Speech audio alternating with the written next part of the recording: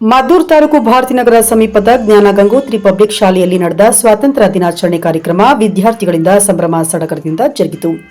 ಜಮ್ಮು ಕಾಶ್ಮೀರ ಗಡಿ ಭಾಗದ ನಿವೃತ್ತ ವೀರ ಯೋಧರಾದ ಎಂಸಿ ಯೋಗೇಶ್ ಧ್ವಜಾರೋಹಣ ನೆರವೇರಿಸಿ ಮಾತನಾಡಿ, ವಿದ್ಯಾರ್ಥಿಗಳಲ್ಲಿ ಶೌರ್ಯ, ಸಾಹಸ, ತ್ಯಾಗ, ಬಲಿದಾನದಂತಹ ಮೌಲ್ಯಗಳನ್ನು ಬೆಳೆಸಿಕೊಳ್ಳುವುದು ಅಗತ್ಯವಾಗಿದೆ ಎಂದರು. ಮಕ್ಕಳು ಸ್ವಾತಂತ್ರ್ಯ ಸೇನಾನಿಗಳ ವೇಷಭೂಷಣ ಧರಿಸಿ ನೃತ್ಯ ಪ್ರದರ್ಶಿಸಿದರು.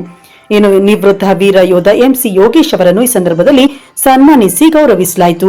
ಸ್ವಾತಂತ್ರ್ಯ ಹೋರಾಟಗಾರರ ಮತ್ತು ದೇಶ ಪ್ರೇಮಿಗಳ ವೇಷಭೂಷಣಗಳನ್ನು ತೊಟ್ಟು ಮಕ್ಕಳು ಎಲ್ಲರ ಗಮನ ಸೆಳೆದರು.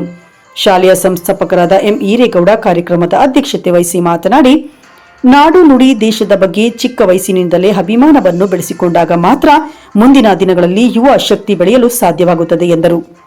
ಇನ್ನು ಹಾಗೆ ಈ ಸಂದರ್ಭದಲ್ಲಿ ವಿದ್ಯಾರ್ಥಿಗಳಿಂದ ಸಾಂಸ್ಕೃತಿಕ ಕಾರ್ಯಕ್ರಮಗಳು ಜರುಗಿದವು. ಶಾಲೆಯ ಅಧ್ಯಕ್ಷ ಎಂಇ ಪ್ರತಾಪ್, ಕಾರ್ಯದರ್ಶಿ ಎಂಇ ಪವಿತ್ರ, ಖಜಾಂಚಿ ಎಚ್ಡಿ ವೇದಶ್ರೀ, ಮುಖ್ಯ ಶಿಕ್ಷಕ ಗಿರೀಶ್, ಆಡಳಿತಾಧಿಕಾರಿ ಸರಳ ಪ್ರಧಾನ, ಶಿಕ್ಷಕರಾದ ಪ್ರಸಾದ್, ಅನಿತಾ, ಜಯಮಾಲಾ, ಪ್ರಜ್ವಲ್ ಈ ಸಂದರ್ಭದಲ್ಲಿ ಇದ್ದರು.